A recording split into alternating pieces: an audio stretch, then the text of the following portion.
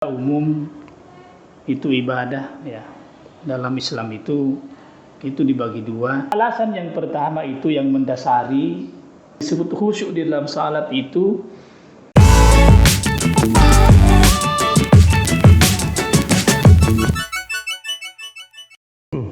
Assalamualaikum warahmatullahi wabarakatuh. Baik teman-teman, selamat pagi dan selamat Ramadan untuk hari ini. Nah, tentunya di Education Podcast kali ini, di edisi Ramadan, tentunya kita akan membahas beberapa pembahasan selanjutnya. Nah, jadi hari ini tema kita yang akan kita bahas pada kesempatan kali ini yaitu terkait dengan dua jenis ibadah, yaitu ibadah mahdah dan ibadah ghairu mahdah. Nah, untuk membahas tema kita pada kesempatan kali ini, kita sudah kedatangan narasumber. Beliau juga salah satu dosen di STIN Majene dan salah satu juga mubalik di Kabupaten Majene, teman-teman. Yap, kali ini kita sudah kedatangan Ustadz Dalib. Ya. Ya, jadi gimana kabar Ustadz? Alhamdulillah. Alhamdulillah alamin. Gimana aktivitas dakwah Ustadz untuk selama di bulan Ramadan ini, karena kita sedang dihantui dengan virus corona nih Ustaz. Ya, jadi alhamdulillah tidak sama dengan tahun kemarin kan. Iya. 100% tidak kita ke masjid. Iya. Alhamdulillah kita diperbolehkan ke masjid untuk melaksanakan amaliyah Ramadan. Iya. Tentu dengan protokol yang sudah sudah ditentukan itu. Iya, menjaga jarak kemudian masker juga. Iya, jadi patut kita syukuri teman-teman karena di bulan Ramadan kali ini kita diberikan kelonggaran terhadap kita. Jadi pemerintah memberikan kebijakan kepada kita agar lebih bisa melaksanakan ibadah di masjid-masjid terdekat, teman-teman. Ya, kali ini untuk masuk di tema kita, jadi Ustadz, ada pertanyaan yang sempat kami catat di sini, yaitu apa sih ibadah mahdah itu dan ghairu mahdah itu, Ustadz? Ya, jadi memang ya secara umum itu ibadah ya. Dalam Islam itu dibagi dua. Ada yang disebut ibadah mahdah tadi ya. Yes. Dan yang kedua ibadah ghairu mahdah.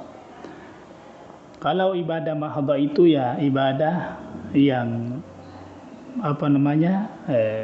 upaya kita untuk mendekatkan diri kepada Allah Subhanahu wa taala, antara kita dengan pribadi kita dengan Allah Subhanahu wa taala. Jadi urusan kita pribadi dengan Allah. Dan itu tidak banyak. Ya, barangkali salat. Ya kan? Zikir, kemudian membaca Al-Qur'an, itu semua adalah cara kita mendekatkan diri kepada Allah Subhanahu wa taala secara pribadi dengan zat Allah Subhanahu wa taala. Dan yang kedua yang disebut ibadah ghairu mahdah. Ya, inilah yang kita sering sebut ibadah muamalah, ibadah sosial. Kalau yang pertama tadi itu ibadah ritual, maka yang kedua kita sebutnya muamalah atau ibadah sosial. Hubungan kita antara sesama manusia, sesama muslim atau sesama manusia pada umumnya. Itu ya, saya kira itu. Ya, Ustaz. Jadi mungkin bisa diberikan contoh, Ustaz, dari salah satu, mungkin bisa kita berikan contoh yang bisa kita pahami, Ustaz, terkait dengan ibadah ghairu mahdah dan ibadah mahdah ini, Ustaz. Iya, jadi kalau ibadah mahdah itu saya katakan tadi seperti salat. Ini kan salat memang tidak kita diperbolehkan di situ untuk berkreasi. Ya kan, memang sudah ditentukan memang dari sononya kan. Iya, Ustaz. Jadi misalnya salat harus bertakbiratul ihram, kemudian membaca Fatihah, kemudian memberi salam ya setelah selesai melaksanakan salat. Kemudian itu tidak ada kreasi di dalamnya, itu sudah ditentukan kan. Ya, kita laksanakan saja. Sama dengan salat zuhur 4. Kita tidak boleh bertanya, kenapa 4? Yes. Tidakkah dikurangi 2 atau 5? Ya kan? Nah, itu yang disebut ibadah mahdah pribadi kita ya. Memang tuh tata caranya, waktunya sudah ditentukan oleh Nabi, oleh Al-Qur'anul Karim. Sementara yang kedua ini ibadah muamalah, interaksi sosial kita dengan sesama. Ya, termasuk jual beli, ya kan? Nah, itu dulu kan kalau kita membeli sesuatu itu barter. Ya kan, barang dengan barang. Sekarang kan tidak ada lagi barang dengan artinya sudah berubah kan? Sudah berubah. Nah, saya kira itu ya. Jadi ibadah puasa, sholat juga itu mungkin termasuk ibadah mahdah ya Ustaz? Ibadah mahdah puasa juga ibadah mahdah itu. Tetapi harus diingat bahwa ibadah mahdah yang saya katakan tadi ini urusan pribadi dengan Allah Subhanahu wa taala semuanya mengandung sisi-sisi sosial. Ya.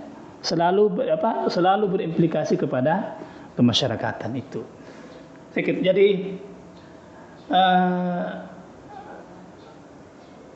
kalau ada pertanyaan mana ya dalam Islam ini kan mana yang kalau boleh katakan mana yang penting, ya kan? Ya, sama-sama penting sebenarnya kan.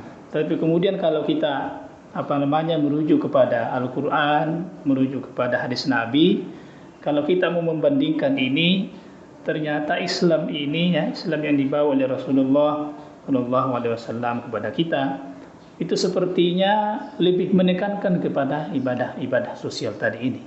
Bagaimana hubungan kita perlu juga dengan sesama itu. Ya itu. Jadi gimana Ustaz? Apakah memang ada perintah khusus untuk menjalankan atau mengetahui dua ibadah ini? Iya. Jadi sebegini ya, saya katakan tadi ini bahwa ternyata Islam itu ya merujuk kepada Al-Quran, merujuk kepada hadis lebih banyak memperhatikan sisi sosial, tentu dengan beberapa alasannya. Kita bisa katakan mana buktinya kan bahwa Islam itu sangat memperhatikan sisi sosial dibanding dengan urusan pribadi kita dengan Allah Subhanahu wa taala. Alasan yang pertama itu yang mendasari sehingga ibadah ghairu mahdah, ibadah sosial jauh lebih penting daripada ibadah ritual. Kalau kita merujuk kepada Al-Quran, ayat-ayat Al-Quranul Karim, itu kalau kita mau membandingkan antara dua ibadah ini, kalau ada ayat 100, katakanlah 100 ya, itu 99% berkenaan dengan sosial, 1% hanya berkenaan dengan ibadah ritual itu. Misalnya kan,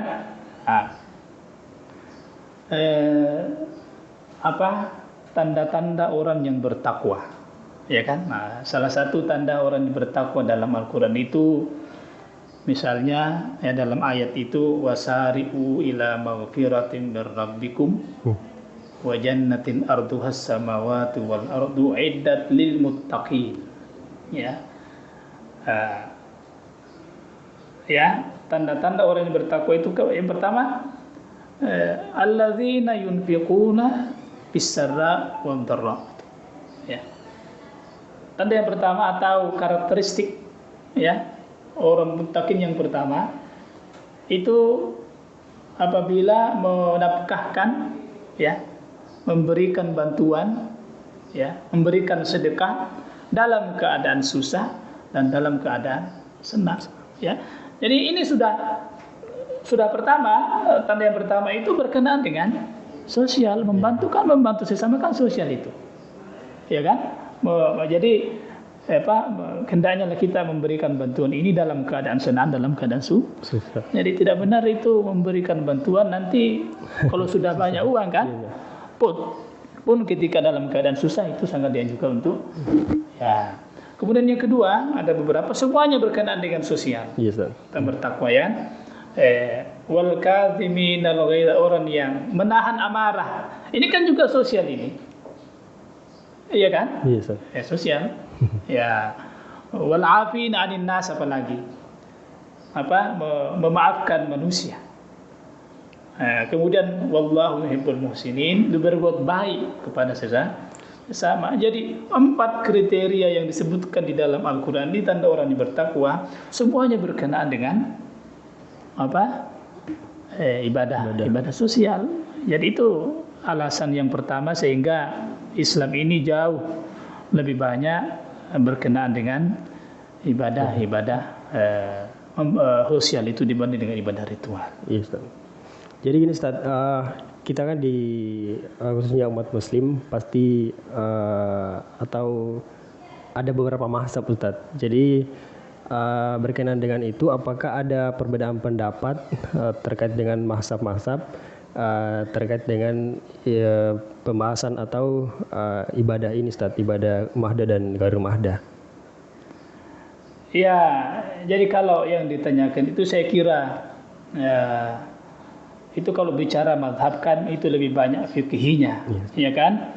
Dan kita merujuk kepada pendapat di mazhab itu, kita perhatikan pendapatnya ternyata juga lebih banyak berkenaan dengan pendapatnya, lebih banyak berkenaan dengan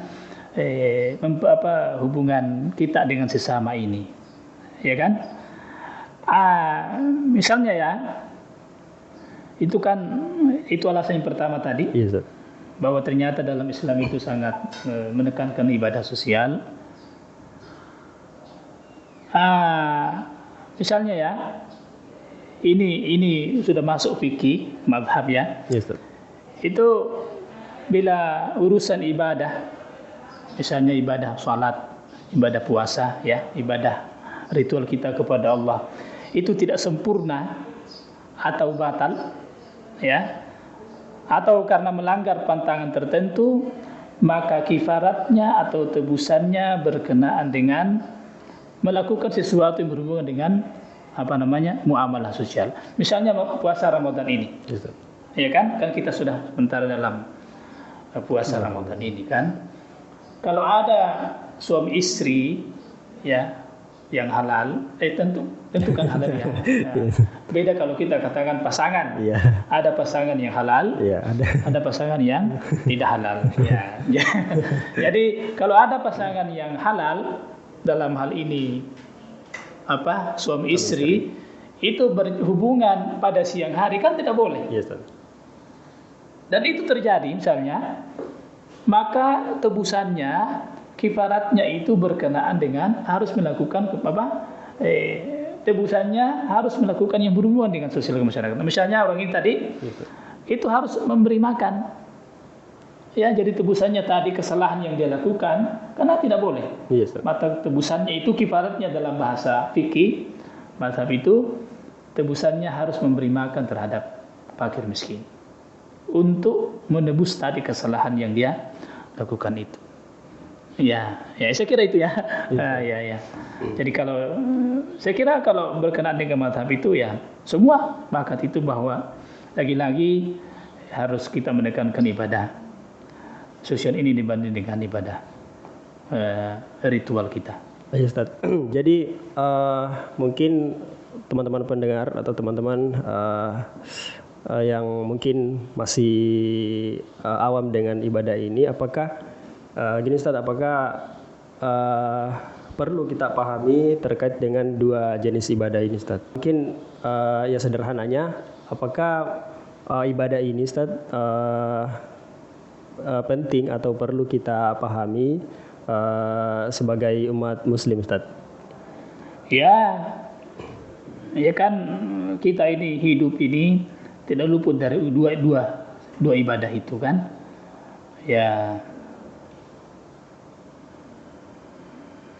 Ya penting ya, kira gitu ya.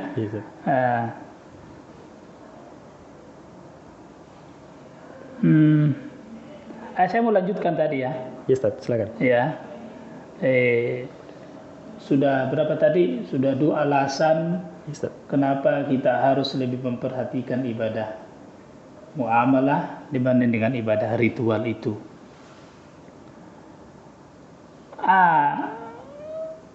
Alasan yang selanjutnya itu bahwa jika ada urusan ibadah ritual tadi ini bersamaan waktunya dengan urusan muamalah yang penting bersamaan, ya kan? Maka ibadah ritual itu boleh diperpendek atau malah ditangguhkan, tentu tidak ditinggalkan ya. Iya, Ustaz. Ya, misalnya ya kita sementara salatnya di masjid, kemudian tiba-tiba ada kebakaran, Iya. ya kan? Maka menurut fikih itu ini kan salat bisa diulangi kembali, ya kan? Maka boleh kita tinggalkan salat itu untuk demi menyelamatkan banyak ini harta kita di belakang ini. Tentu tidak tinggalkan kan? Nah itu. Nah, ini menunjukkan bahwa lagi-lagi bahwa ibadah muamalah itu jauh lebih penting daripada ibadah ritual belaka itu. Misalnya kalau kita sementara sholat, ya kan ada anak, ini kan banyak ya, sementara sholat kemudian banyak anak di belakang kita menangis. Iya, maka sebagai imam yang baik yang tahu aturan itu harus memperpendek, ya kan, memperpendek bacaannya karena itu imam kan, imam salat harus memperhatikan makmumannya. Jadi kalau makmumannya itu rata-rata orang yang sudah tua, jangan memperpanjang bacaan salatnya, ya kan, itu ya ini sudah saya kesepakatan itu. Ini karena memang ada dalilnya dari Rasulullah Shallallahu Alaihi Wasallam. Malah ya itu Nabi pernah salat kemudian beliau ditunggangi cucunya, kan ada begitu ya, ditunggangi cucunya sementara sujud. Rasulullah tidak bangkit, dia membiarkan cucunya itu tetap di punggungnya, ya, dan setelah cucu beliau ini turun dari baru kemudian melanjutkan salatnya. Ya kan? Jadi saya biasa katakan bahwa yang disebut khusyuk di dalam salat itu bukan berarti tidak ingat apa-apa. Pun ketika di dalam salat kita masih untuk lebih memperhatikan lingkungan kita tadi ini kan. Ya, sementara kita bermunajat kepada Allah, melaksanakan salat, ada menangis dan seterusnya, kita harus memperhatikan itu. Ya kan? Ya, saya kira itu ya. Jadi ya menarik ya teman-teman pembahasan kita pada kali ini. Ya tentunya sebagaimana yang diucapkan tadi Ustadz bahwa ya sebagai imam sholat tentunya kita harus memahami kondisi jamaah, apakah kondisi jamaah kita kebanyakan orang tua atau lansia. Ya tentunya kita harus menyesuaikan sebagai imam yang bisa memahami kondisi jamaahnya. Jadi mungkin Ustadz kali ini untuk penutup kita, silakan Ustadz untuk memberikan kesimpulan atau tambahan pembahasan kita pada kesempatan kali ini. Oh ya, jadi katakanlah sebagai kesimpulan kata kunci dari pertemuan ini bahwa ibadah itu harus dipahami dua, ibadah ritual dan ibadah muamalah. Ternyata di dalam Islam itu jauh lebih ditekankan ibadah muamalah daripada ibadah ritual. Saya mau tambahkan, saya ingat bahwa betapa pentingnya kita ini bermuamalah dengan baik, interaksi sosial dengan baik. Pernah suatu ketika dilaporkan kepada Nabi, ya Rasulullah, ada perempuan yang puasa, salat malamnya, salat tahajudnya rajin, kan begitu ya? Ya, puasa, tidak pernah meninggalkan salat sunat. Tetapi perempuan ini, ya kan, ada perilakunya menghardik tetangganya. Di hadis yang lain menghardik pembantunya, ya kan? Maka apa kata Rasulullah? Perempuan itu di neraka. Bisa dibayangkan kan? Betapa tidak berartinya puasa ritual kita, salat, puasa, bacaan Al-Quran kita, kalau tidak baik hubungan kita dengan sesama. Saya kira itu ya. Ya Ustadz, jadi baik teman-teman, terima kasih atas kesetiaan kalian. Dan saya juga ucapkan terima kasih kepada Ustadz sebagai narasumber pada kali ini, memberikan kita ilmu, tentunya ilmu baru kepada kita semua dan khususnya kepada saya sebagai podcaster pada kesempatan kali ini. Teman-teman, dan jangan lupa saksikan episode selanjutnya di Education Podcast. Dan tentunya kita akan membahas materi-materi dan tema-tema yang menarik untuk kita bahas di edisi bulan Ramadan ini teman-teman. Dan tentunya jangan lupa share dan subscribe di Education Podcast. Tetap ikuti channel kami. Assalamualaikum warahmatullahi wabarakatuh. Waalaikumsalam warahmatullahi wabarakatuh.